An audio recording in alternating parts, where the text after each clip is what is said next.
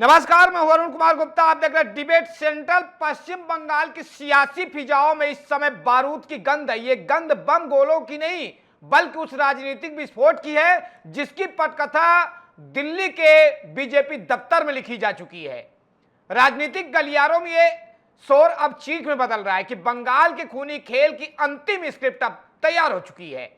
इस बार निशाने पर कोई छोटा मोटा कार्यकर्ता नहीं है बल्कि टीएमसी के घोषित उत्तराधिकारी ममता बनर्जी के भतीजे हैं। दरअसल पश्चिम बंगाल की राजनीति उस मुकाम पर पहुंच गई है जहां से वापसी का कोई रास्ता नहीं दिखता। इसी पर हम बातचीत करेंगे। हमारे साथ मेहमान भी जुड़ेंगे, लेकिन सबसे पहले दिखाते हैं एक छोटी सी रिपोर्ट। दिल्ली के सत्ता गलियारों से लेकर कोलकाता के नबन्ना तक हवाओं में भारी बदलाव की सरसराहट है। केंद्रीय गृह मंत्री अमित शाह के उस संकल्प ने अब धरातल पर आकार लेना शुरू कर दिया है, जिसमें उन्होंने कहा था कि बंगाल को खूनी खेल से मुक्त कराया जाएगा। यह केवल एक राजनीतिक बयान नहीं था बल्कि एक ऐसी रणनीति की शुरुआत थी जिसके केंद्र में टीएमसी के युवराज अभिषेक बनर्जी और वर्षों से दबे हुए चंद्रनाथ हत्याकांड जैसे संगीन मामले हैं। बीजेपी के करीबी सूत्रों का कहना है कि केंद्र सरकार ने अब बंगाल के लिए जीरो टॉलरेंस की नीति अपना ली है।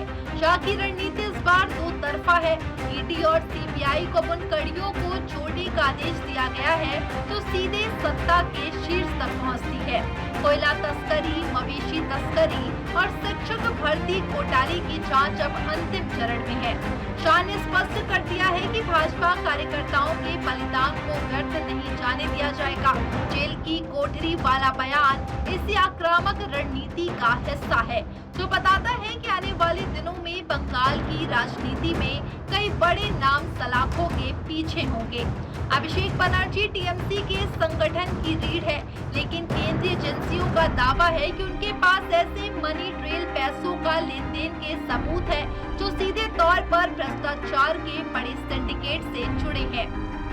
अब तक ममता बनर्जी अपने भतीजे के लिए सुरक्षा कवच बनी रही है, लेकिन कानूनी साक्ष्यों का पहाड़ इतना ऊंचा हो गया है कि अब बचाव की गुंजाइश कम दिख रही है। दिल्ली में चर्चा है कि अभिषेक की संभावित गिरफ्तारी बंगाल की सत्ता को हिला देने वाला सबसे बड़ा सर्जिकल स्ट्राइक होगी।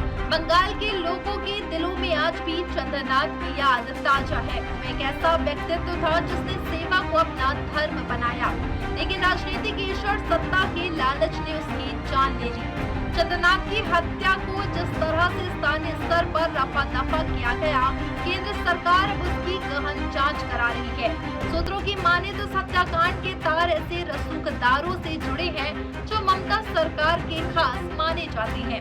इस मामले का फिर से खुलना टीएमसी के लिए ताबूत की आखिरी कील साबित हो सकता है। बंगाल की धरती ने दशकों से हिंसा और प्रतिशोध की राजनीति देखी है, लेकिन अब नैरेटिव बदल रहा है। भ्रष्टाचार के आरोपों और जमीनी स्तर पर तृणमूल के कटमनी कल्चर ने आम जनता में असंतोष पैदा कर दिया है। शायद इसी असंतोष को बदलाव की लहर में बदलने की कोशिश कर रहे हैं। गृह मंत्री का यह बयान कि असली ठिकाना जेल की कोठरी होगी, उन बाहुबलियों और नेताओं के लिए सीधी चेतावनी है जो अब तक खुद को कानून से ऊपर समझ रहे हैं। बंगाल ने वामपंथ का 34 साल का किला ढहते देखा है और अब इतिहास खुद को दोहराने की राह पर है। शाह का हंटर चल चुका है और एजेंसियां अपना जाल बिछा चुकी है। ममता बनर्जी के लिए अब तक की सबसे कठिन लड़ाई है, क्योंकि इस बार मुकाबला केवल सड़क पर नहीं बल्कि अदालतों और जेल की चार दीवारियों के बीच है। बंगाल अब डर से नहीं बदलाव के संकल्प से आगे बढ़ेगा। हिसाब होगा और वो भी पूरी ताकत के साथ। अमित शाह की रणनीति इस बार केवल चुनाव जीतने की नहीं बल्कि बंगाल की सत्ता के इकोसिस्टम को बदलने की है।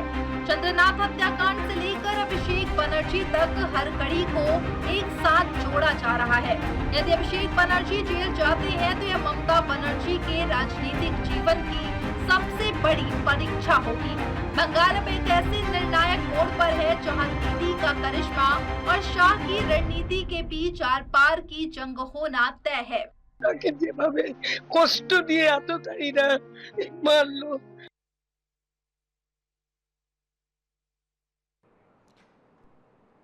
तो जल रहा था बंगाल, अब आज बीजेपी की शपथ ग्रहण समारोह हो चुकी है। शुभेंदु अधिकारी अब बंगाल के मुखिया हो चुके हैं। इसी पर हम बातचीत करेंगे। हमारे साथ मेहमान जी जुड़े हैं, जहां धर्मेंद्र शुक्ला जी रहेंगे कांग्रेस से, विमलेश मिश्रा जी रहेंगे भाजपा से, रहेंगे सपा से रहेंगे। आज हम सभी मेहमानों से बातचीत करेंगे और सीधे सीधे तौर पर जानेंगे कि क्या कुछ बंगाल का हाल है और बंगाल की जनता को स्वास्थ्य, शिक्षा, रोजगार सहित कई विकास मुद्दों को जनता तक यानी जन जन तक पहुंचाने के लिए क्या कुछ कदम उठाए जाएंगे। तो हमारे साथ धर्मेंद्र शुक्ला जी है कांग्रेस से, सर आपका बहुत बहुत स्वागत है। विमलेश मिश्रा जी हैं बीजेपी से हैं, आपका भी बहुत बहुत स्वागत है। बहरहाल हम सीधे सवाल करते हैं बीजेपी से, क्योंकि 22 से ज्यादा राज्यों में सर आपकी सरकार है। इंडिया गठबंधन का आरोप है कि ईडी सीबीआई का इस्तेमाल केवल चुनाव जीतने और विपक्षी नेताओं को डराने के लिए किया जा रहा है। क्या भाजपा के पास अभिषेक बनर्जी के खिलाफ कोई ठोस कानूनी सबूत है या केवल सर्जिकल स्ट्राइक की राजनीतिक नैरेटिव है?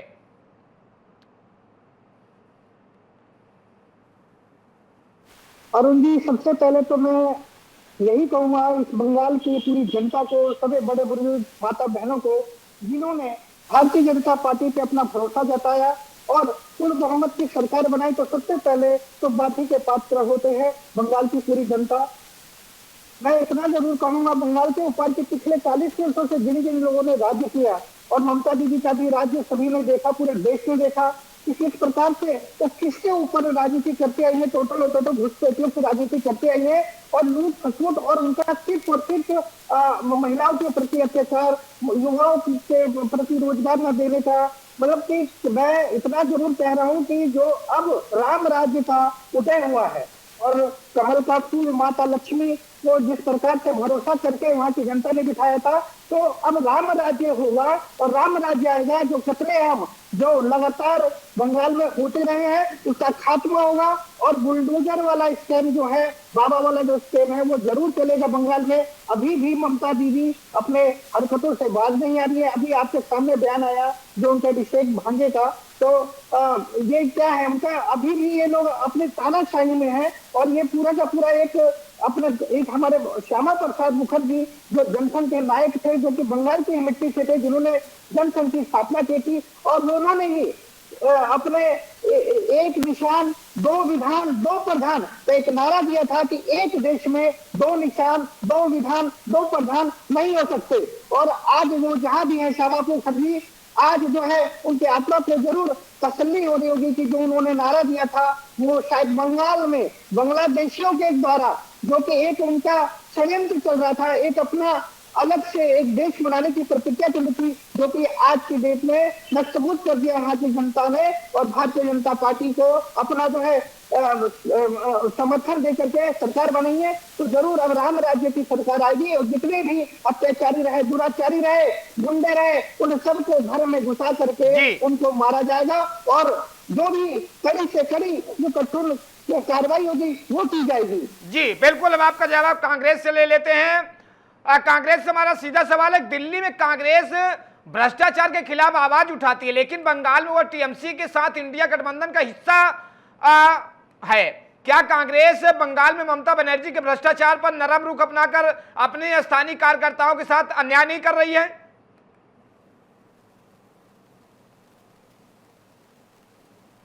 आपकी आवाज नहीं आ रही, शायद आपका माइक म्यूट है।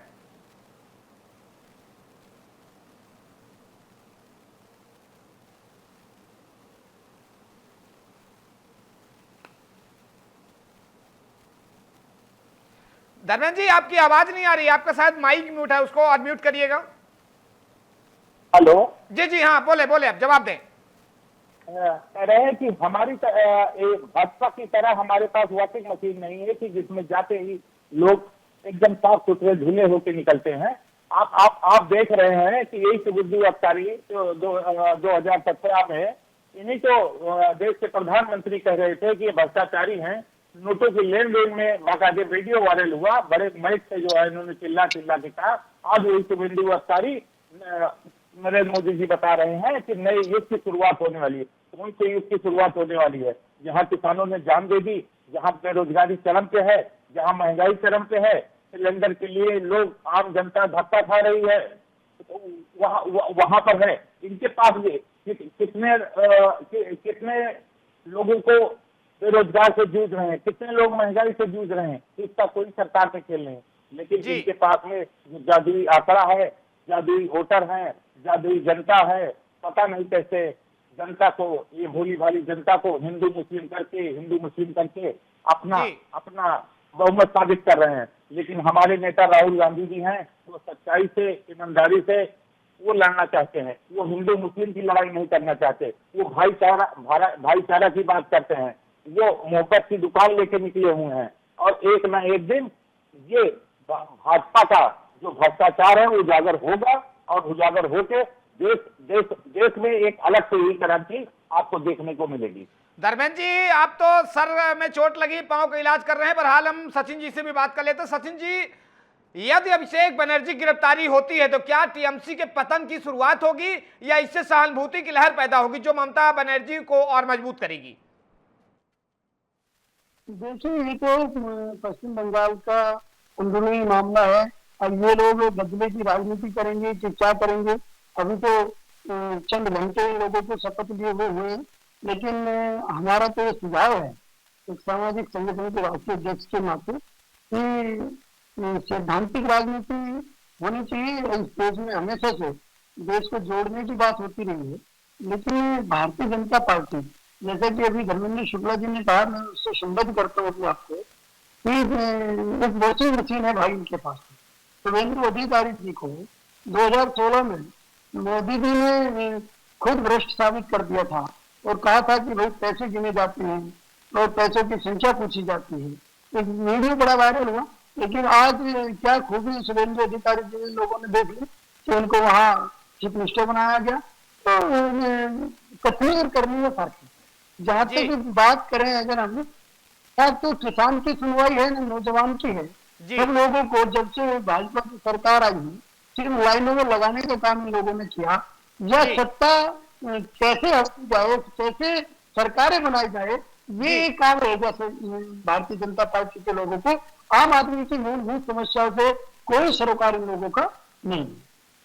जी बिल्कुल, हम विमलेश जी के पास चलते हैं। विमलेश जी, शायद आपका कैमरा बार बार गिर रहा है, उसको सुधारें। और विमलेश जी, हमारी आवाज पहुंच रही है आपको?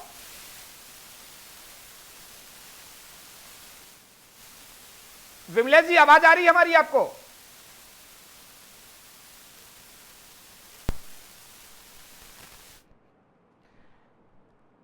विमलेश जी, हमारी आवाज पहुंच रही है आप तक? हेलो जी जी, आवाज आ रही है हमारी आप तक?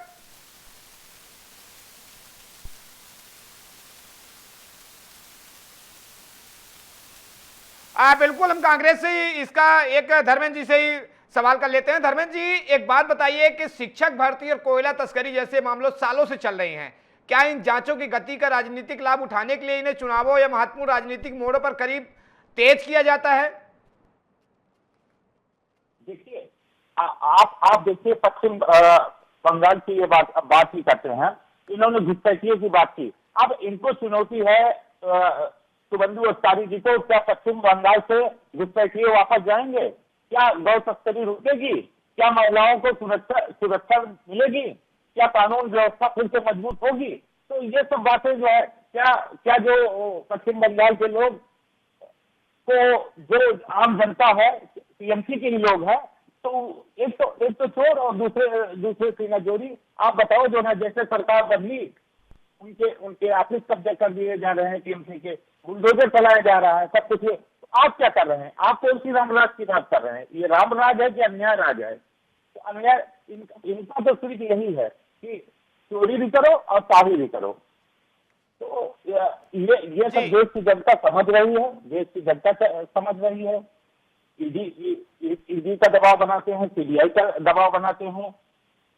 देश में केंद्रीय सुरक्षा, जाके पश्चिम बंगाल में केंद्रीय सुरक्षा बल लगाते हैं, केंद्रीय सुरक्षा बल लगा के धमका के लड़वाते हैं। इसी तरीके से लोगों को मोबिलाइज करते हैं, पैसों को लोभन करते हैं, सब कुछ करके किसी तरह दंड करके, कामकाज बंद करके ये सरकार बनाते हैं। सरकार बनाने के बाद में ऐसे शुभेंदु अधिकारी को चार्ज देते हैं जिन्होंने प्रधानमंत्री जी अपने मुंह से कहा कि ये सबसे टीएमसी का सबसे भ्रष्टाचारी नेता है। वही वही आज तक से सदाचारी नेता वहां पर हो गया, इसलिए कि इनके पास में वॉशिंग मशीन है, वॉशिंग मशीन से धुलते ही वो सदाचारी हो गया। जी जी, विमलेश जी जुड़ गए हैं क्या हमारे साथ? विमलेश जी, हमारी आवाज आ रही है आपको?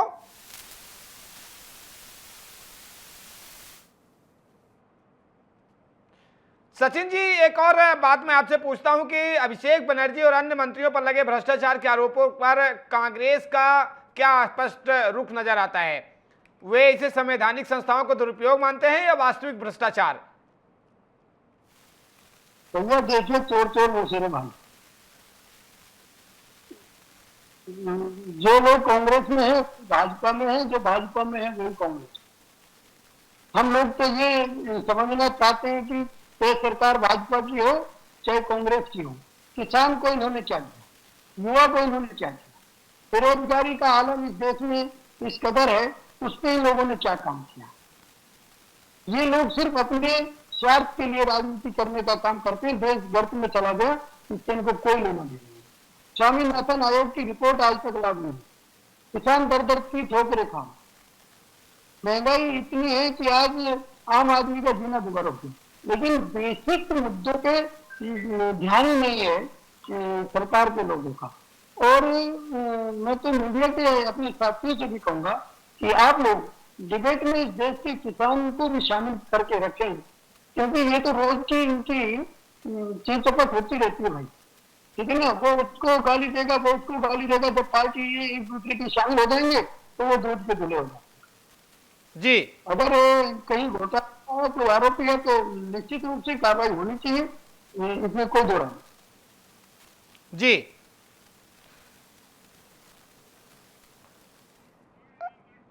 बिल्कुल। धर्मेंद्र जी से हम सीधे, धर्मेंद्र शुक्ला जी से हम इससे बातचीत कर रहे हैं। धर्मेंद्र जी, हमारी आवाज आ रही है आपको? आ रही है। धर्मेंद्र जी, एक बात बताइए, चंद्रनाथ हत्याकांड का पुनर्द्वार यानी कि सालों पुराने हत्याकांडों को दोबारा खोलने से क्या बंगाल की हिंसा वाली राजनीति वास्तव में खत्म होगी या ये केवल प्रतिशोध की राजनीति का एक नया अध्याय है? देखिए, जो जो 15 साल में टीएमसी ने नहीं किया, वो आने वाले समय में भाजपा करेगी वहां पर। तो ये कुछ न कुछ जो उन्होंने 15 साल में किया, वो उन्होंने कुछ हफ्तों में करके दिखा दिया। आप देख रहे हैं कि कार्यालय कब्जा हो जा रहे हैं, मारकाट मच गई है, बीजेपी के गुंडे जाके जो है कार्यालयों को कब्जा कर ले रहे हैं, मारपीट कर रहे हैं, तो आम जनता को परेशान कर रहे हैं। तो ये कहाँ का रामराज है? रामराज तो है नहीं। ये रामराज की बात करते हैं ये लोग, रामराज तो कहीं है जिसका नहीं है। बिल्कुल धर्मेंद्र जी, बीजेपी ने जो बीजेपी के नेता कार्यकर्ता उनकी भी लगातार हत्या हो गई है। अभी जो शुभेंदु तिवारी मुख्यमंत्री के शपथ ले चुके, उनके पीए की गोली मारकर हत्या कर दी गई है। वो जो हत्यारे हैं वो कौन, किसके गुंडे थे? ये तो अभी जांच का विषय है ना, अभी तो जांच का विषय है, जांच में पता चलेगा वो किसके गुंडे हैं। तो बीजेपी भी तो बोल रही है कि टीएमसी के गुंडों ने मार दिया। 15 साल की अगर बात करें, 15 साल से आपकी इंडिया गठबंधन की सरकार है, टीएमसी की यानी की, तो 311 बीजेपी कार्यकर्ता नेता मारे जा चुके हैं, गोलियों से भूंज दे जाते हैं। आप वही कहा ले रहे हैं, पूरे देश में लीजिए, और क्या पूरे देश में समझ में नहीं आता? पूरे देश में किसान रोड पे बैठे हुए थे, सैकड़ों की संख्या में किसानों की खुदकुशी कर ली, उसके बाद में प्रधानमंत्री जी के जू नहीं रहेंगी। आप महिलाओं ने खुदकुशी कर ली, उसके लिए जो नहीं रहेंगी। आप मणिपुर में इतना बड़ा कांड हो गया, उसके लिए प्रधानमंत्री जी नहीं बोले। सिर्फ एक ही प्रदेश की आप बात कर रहे हैं। कितने लोगों के ऊपर अत्याचार हुआ है जब से 13-14 साल से बीजेपी की सरकार हुई है, तब से कितने लोगों के ऊपर अत्याचार हुआ है। और जो भी बीजेपी में जाने के बाद आज दिन तक उनके ऊपर जांचबंदी कर दी गई, चाहे महाराष्ट्र के नेता हो, चाहे कुछ पश्चिम बंगाल के नेता हो, चाहे देश के और अन्य। धर्मेंद्र जी, दरअसल ये डिबेट जो है तो बंगाल से संबंधित है, इसलिए सीधे बंगाल के ही सवाल किए जाएंगे। आपने जिस तरीके से बताया किसानों की मौत का दावा किया, वो बात अलग है, वो अन्य प्रदेशों का, उस पर हम चर्चा करेंगे, उसका भी हम आपके बोलेंगे तो हम एक स्पेशल डिबेट लेंगे। लेकिन बात अगर बंगाल के चंद्रनाथ है, जो एक सीधा साधा एक उभरते नेता थे, उनकी भी गोली मारकर हत्या कर रहा है, माफ करिएगा, पहले हत्याकांड में जेल भेजा गया, बाद में उनका रहस्यमयी तरीके से उनकी मौत हो गई थी। इस पर क्या कहेंगे? 15 साल से तो इंडिया गठबंधन की सरकार है बंगाल में। उसकी जांच होगी, जो दोषी व्यक्ति होंगे उनके ऊपर सख्त। बिल्कुल धर्मेंद्र जी, 15 साल से आपकी जांच नहीं हो रही, बस कोई बात नहीं, हम इससे विमलेश जी बीजेपी से जुड़ गए हैं, हम उनसे एक बार सीधे बातचीत कर लेते हैं। विमलेश जी, विकल्प का अभाव, यानी कि यदि भाजपा बंगाल में इकोसिस्टम बदलने की बात करती है, तो क्या टीएमसी से टूटकर भाजपा में आने वाले दागी नेताओं पर पार्टी का क्या नीति है? क्या वहां जीरो टॉलरेंस लागू नहीं होता है? देखिए, सबसे बड़ी बात तो कि टीएमसी के जितने भी वो सोचे कि बीजेपी में आ जाए, बीजेपी उनको रख लेगी, ये कतई कभी भी हमारी ऐसी पार्टी इस तरीके के लोगों का तो बिल्कुल ही सोच नहीं सकते दूर दूर तक। हमारी इकलौती एक ऐसी पार्टी भारतीय जनता पार्टी जो देश हित की बात करती है, लोकतंत्र की बात करती है, शिक्षा की बात करती है, युवाओं को रोजगार देने की बात करती है, ऐसी हमारी पार्टी, जो कि बंगाल में वो गुंडों की पार्टी, जिन्होंने अराजकता फैलाई, वो पार्टी, हिंसा करने वाली पार्टी, एक धर्म को लेकर के चलने वाली पार्टी, ऐसी पार्टी के लिए तो हमारे यहाँ कोई जगह नहीं है, कोई भी जगह नहीं है। और जो अभी हाल फिलहाल में देख रहे होंगे कि बॉर्डर पे क्या हाल है, क्योंकि जैसे हमारी शिवंदु जी ने शपथ ली है, पूरा बॉर्डर का बॉर्डर भरा हुआ है, अभी तो इनकी छानबीन भी होगी, बस थोड़ा सा हमें सब्र करना होगा। जितने भी बांग्लादेशी घुसपैठी लगभग 10 से 15 करोड़ मेरे ख्याल से वहाँ पे अभी भी जो कि फ्री की सेवा ले रहे हैं, और टोटल जो दीदी जी के वोटर थे उनका सबका सफाया होगा, वो अपने बांग्लादेश वापस जाएंगे और एक राम राज्य सरकार की स्थापना होगी। वहाँ पर खुशहाली का माहौल अभी बना हुआ है, और आगे जो है जिस तरीके से जनता ने भरोसा जताया भारतीय जनता पार्टी पे, पार्टी उस पर खड़ा उतरेगी। बिल्कुल विमलेश जी, एक और सवाल है कि आपकी भगवा लहरा चुका है बंगाल में, अब बंगाल की जनता तो खुशी है, लेकिन ये खुशी कब तक रहेगी? क्या कुछ आपके द्वारा नया किया जाएगा? आप इकोसिस्टम में क्या कुछ बदलाव करने वाले हैं बंगाल की जनता के लिए? सबसे पहले तो हमारे अमित शाह जी ने जैसे कहा कि हम यूसीसी पे काम करेंगे बंगाल में, तो यूसीसी पे 100% 100% काम होगा, और वहाँ के जितने भी घुसपैठी उनको खदेड़ा जाएगा, बाहर किया जाएगा यूसीसी के आने के तहत। जी ठीक है, मैं कांग्रेस से भी एक सवाल कर लेते हैं।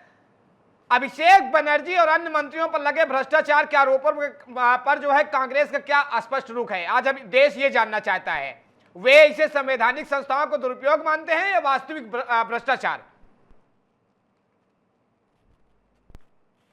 हमारी सरकार में और हमारे नेता राहुल गांधी कभी भी भ्रष्टाचारियों के साथ नहीं रहे। अगर जो भी भ्रष्टाचारी साबित होते हैं, जो भी न्यायालय साबित करता है, हमारे नेता तो वो है, जगह से उनके ऊपर भ्रष्टाचार लगा, लोग तरह से इस्तीफा दे दिया, उन्होंने वाइनाड से इस्तीफा दे दिया, फिर जनता ने उन लोग को रातों पर बैठाया और उनको भारी बहुमत से विजयी बनाया। तो हमारे नेता ऐसा कभी चाहते ही नहीं जी, और ना हमारे नेता ऐसी उनकी सोच है। वो चाहते हैं कि देश में एक प्रेम का माहौल हो, एक देश में बिल्कुल अपनापन का वो हो, एक जो देखते हैं मोहब्बत की एक पैगाम देने वाले हैं। वो हिंदू मुस्लिम करके देश में आने वाले नहीं हैं, और राम राज ला के नहीं वापस आने वाले हैं, वो सच्चाई पे आने वाले हैं हमारे नेता राहुल। बिल्कुल धर्मेंद्र जी, बंगाल में भगवा लहरा गया है, जनता बहुत खुश है। बहरहाल हम सचिन सर की ओर बढ़ते हैं। सचिन साहब, आप एक बात बताइए, क्या बंगाल की जनता दीदी के करिश्मे से ऊपर उठकर भ्रष्टाचार और प्रशासनिक विफलता को मुख्य मुद्दा मान रही है, या चुनावी समीकरण अभी भी ध्रुवीकरण पर टिके हैं? क्या किस नजर से देखते हैं आप इसको? देखिए, बंगाल का चुनाव किन परिस्थितियों में हुआ, किस तरीके से भारतीय जनता पार्टी ने वहां चुनाव लड़ा, ये सब लोगों ने देखा है। अभी हमारे भाई मंगेश मिश्रा जी कह रहे थे कि हम सुशासन की ये बात करते हैं और स्वच्छ छवि के लोगों की बात करते हैं, तो मैं इनसे एक बात कहना चाहूंगा कि मोदी जी ने जो 2016 में बयान दिया था शुभेंदु अधिकारी जी को लेकर, अरे कम से कम पहले बयान को वापस करो। आप लोग जो संघ की शाखाओं से पढ़ के ये डिबेट में चले आते हो, आपको ये पता ही नहीं होता कि आपके नेताओं ने पहले क्या कहा और आज आप क्या करने जा। ये देश की जनता बेवकूफ नहीं है, सब जानती है, समझती है। आप लोग इस देश को चलाने के लिए इस देश की नब्ज को पकड़िए। इस देश में चौधरी चरण सिंह जी ने कहा था कि देश की तरक्की का रास्ता खेत और खलिहान से निकलेगा, लेकिन आपने आज जो लोग खेतों में काम करने वाले लोग हैं, इस देश की अर्थव्यवस्था की जो रीढ़ है, आज किसानों को आपने गर्त में धकेलने का काम किया। तो खाली चुनाव लड़ने से देश का भला होने वाला नहीं है। इसलिए मैं आप लोगों से कहता हूं, चाहे कांग्रेस के लोग हो चाहे बीजेपी के लोग हो, कि इस देश को समानता और भाईचारे के साथ लेकर आगे बढ़ने का अगर कोई काम कर सकता है तो करिए और इस देश के किसानों को मजबूत करने का काम करिए। बिल्कुल, समय की पाबंदी है तो हम सबसे अब विदा लेने का वक्त आ गया। विमलेश जी, हमसे जुड़ने के लिए आपका बहुत बहुत शुक्रिया। धर्मेंद्र जी, आपका भी बहुत बहुत शुक्रिया। सचिन भाई, आपका भी बहुत बहुत शुक्रिया। तो बंगाल में जिस तरीके से लगातार हत्याएं हो रही हैं, बंगाल को आग में धकेला गया है, अब उस पर दिल्ली के दफ्तर से इसकी पटकथा अब लिखी जा चुकी है। राजनीतिक गलियारों में यह भी शोर है, चीख में बदलने वाला बंगाल खूनी स्क्रिप्ट का जो खेल है अब वो अंतिम चरण में है। इस बार निशाने पर जितने भी टीएमसी के कार्यकर्ता हो या गुंडे हैं वो सभी हैं, सभी के एक लिस्ट बीजेपी तैयार कर चुकी है। पश्चिम बंगाल की राजनीति अब उस मुकाम पर पहुंच गई है जहां से वापसी का रास्ता नहीं दिखता है। डिबेट सेंटर में यहीं तक। आप देखते रहिए डीए न्यूज प्लस। नमस्कार।